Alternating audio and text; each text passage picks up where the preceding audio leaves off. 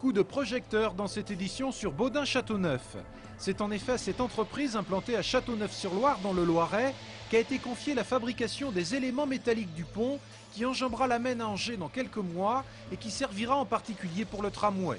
Ce pont, dessiné par le cabinet Lavigne-Chiron, représente un véritable défi technologique puisqu'il n'y aura pas de piliers posés dans la rivière. C'est vrai que c'est quelque chose de pas banal dans un site exceptionnel. Donc on a voulu faire non pas un pont classique mais vraiment un geste fort, un geste d'union et de franchissement, ce grand arc qui franchit donc la Maine d'un seul geste. Pour la fabrication de ce pont, imaginez-vous un gigantesque puzzle avec des pièces qui mesurent parfois jusqu'à 25 mètres de longueur. Sur un tronçon central, les ouvriers fixent au fil des semaines les divers éléments, comme les plattelages, les diaphragmes ou les âmes, qui vont constituer ces tronçons.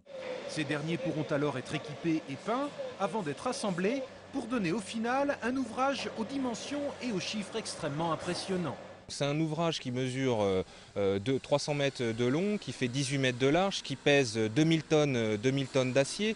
Donc ça, c'est les données courantes. Par contre, les données spécifiques à la réalisation, c'est plus de 10 km de soudure si on cumule les soudures atelier et les soudures chantier. C'est un chantier de 12 mois qui va nécessiter une trentaine de personnes entre l'atelier et le chantier.